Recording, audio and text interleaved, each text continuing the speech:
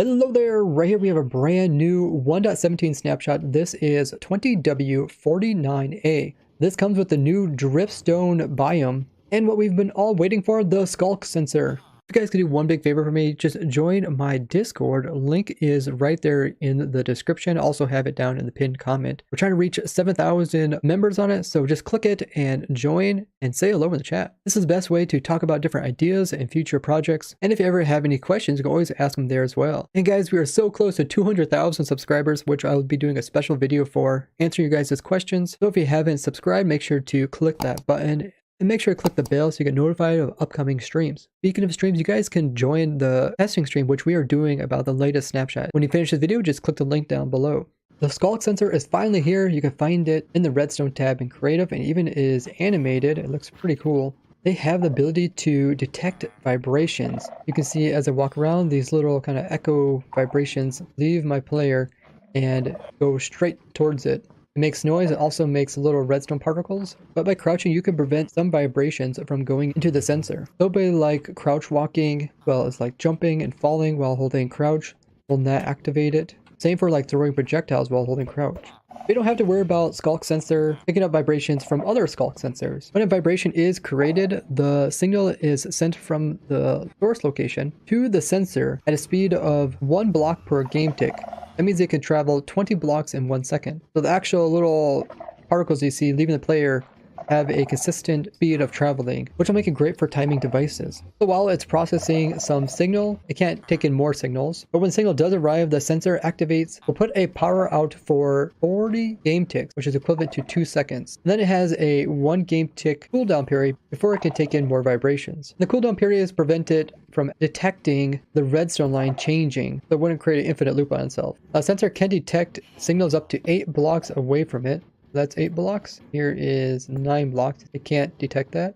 And the tool for picking these things up is the hoe. So you can break them pretty fast. If you break them with your fist, it breaks a lot slower, but you still get the item.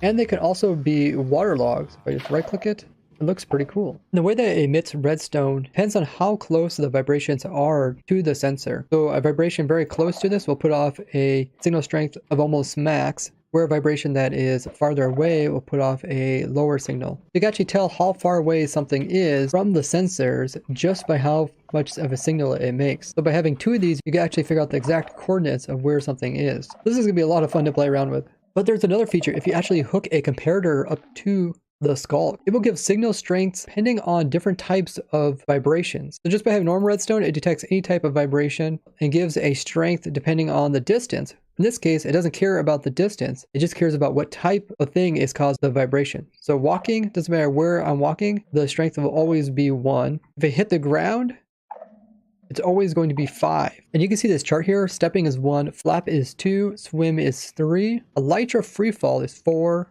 in the ground is 5, a splash is 6.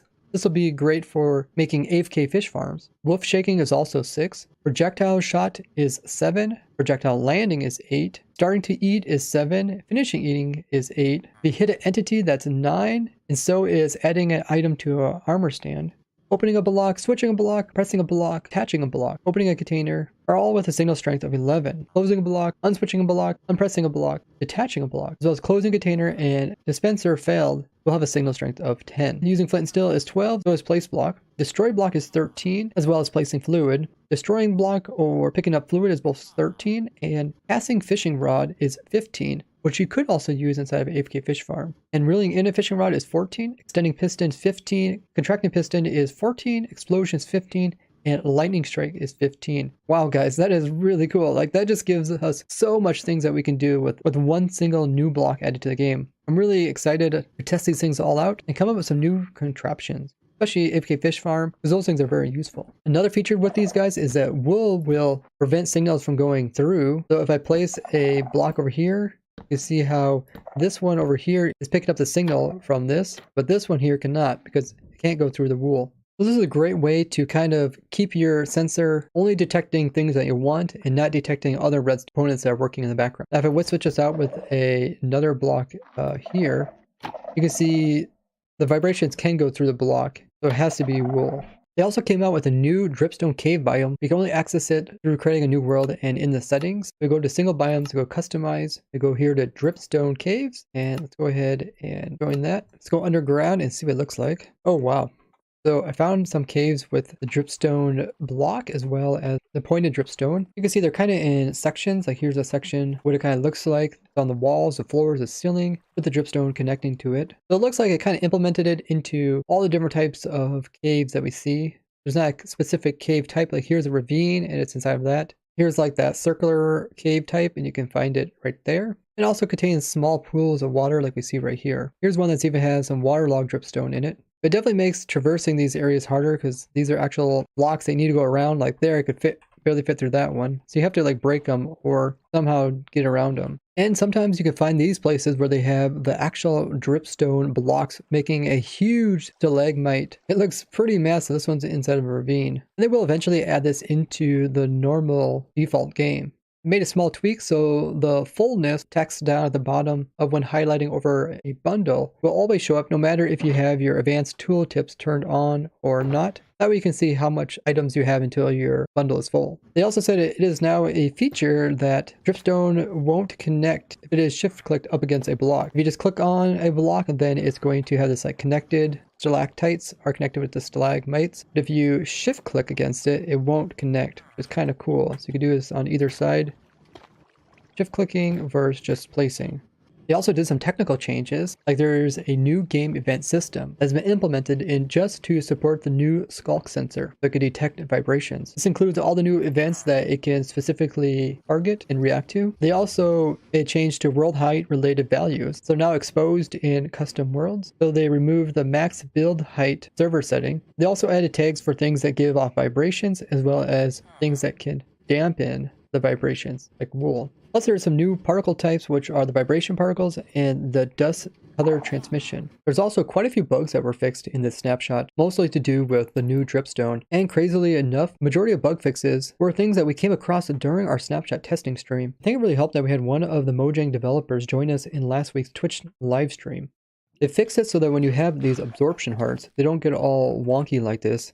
You can see the little white and red hearts just above the frozen ones. Now they should be textured properly. In the past snapshot, there was a problem that if you would break a double slabbed copper block, so 2 slabs make 1 full block, it'd only drop a single slab. They also fixed a bug to do with waxed copper oxidizing when it shouldn't. So I'm going to fill this in with some more waxed copper and we'll see if it changes at all. They fixed the problem so even liquid sources that are farther away than just being 1 block away from the tip dripstone here and still fill up cauldrons. So in the past, it had to be like liquid, block, and then dripstone. And now it could be like this, where there's blocks in between. When you normally use a set block command, it switches out the blocks without dropping items. But with pointed dripstone, it was actually dropping the item. Cobble item was dropped from that, like it was mined. So that's now been fixed. They also fixed it so that when you drop a very large stalactite, the items don't get destroyed by the ones that fall after it. That was because these falling dripstone were using the same mechanics as the anvil, so they were destroying the items. And the player actually falling onto the tip was using the same mechanics as like the player falling, just quadrupling the damage output.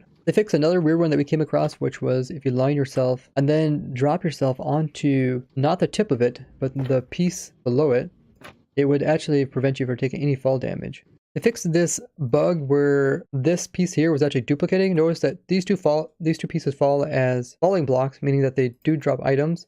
But when I remove this, you'll see an item actually pops off of this too. There goes an item right there. And that is because they actually duplicated, and they fixed that. They also fixed some inconsistencies with dripstone landing on different types of non-mob entities. Now we should see some new mechanics with this. And in the past snapshot, there was this bug where you could remove the block and it wouldn't fall down. You could even remove sections in between, it wouldn't update. And this has now been changed. In the past snapshot, you could put waterlogged stalagmite and remove blocks from it. The water wouldn't get updated. Now this has changed. They also changed it so that pistons that have dripstone underneath of them, when they are extended, will pop off. They also changed it so dripstone will no longer show the little water particles dripping off of the block when in the nether dimension. These little things have been removed. Made a slight tweak so that the player will appear to actually be touching the dripstone item in his hand. In the past version, you can see that there's like a little gap between my hand and the item I'm holding. They also changed it so you can no longer place dripstone blocks inside of yourself. So if you had one like this and stand beside it, and then you clicked on it, now I'm technically inside of this lower block because it got bigger. You can see what it looks like with my hitbox on. There's a problem that when these lactites would be offset so that they're really close together, if you would have them drop, they would end up clipping in the side of the ones beside them and kind of popping off like this one did before it actually hit the bottom.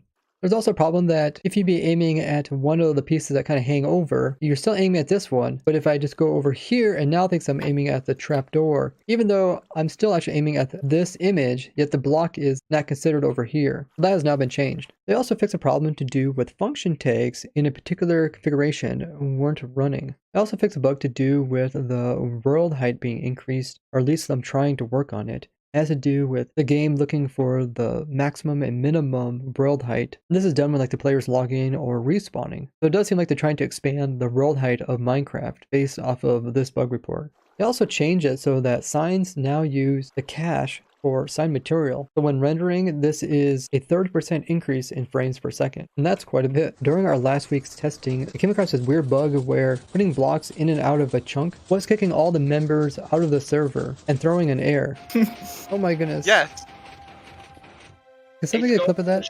And Henrik, being one of the Mojang developers, was wondering if this could be replicated so that he could fix it. And it seems like they figured out the cause of it, and it was a decoder exception. So hopefully we won't have that problem anymore during our testing streams. It's pretty amazing how fortunate we were to actually have a developer on. So he can actually kind of experience the different issues we have when we run a vanilla server with a bunch of people on. I think he might have been a bit surprised at how many times we crashed the server. All in all, a really cool snapshot. And don't forget to join our testing live stream. You guys actually hop onto the server with us as we test out all the new things. You can even see some really cool builds that Sam Gamer NL did. Even if you're not really technical, you can come on here and build stuff up. Just remember to save in a structure block in case it gets damaged during the testing. All the information about how to join the server and what we are doing on the server can be answered by joining my Twitch link down below. You can chill out in the stream or even hop onto a server or even join us in our voice call on my Discord. If you haven't already joined my Discord, make sure to do so. We're trying to reach 7,000 members on there, so just click the link down below. And don't forget to leave a like on the video as well as share with others. I'd like to thank you guys for watching, and I'll see you guys over in my stream.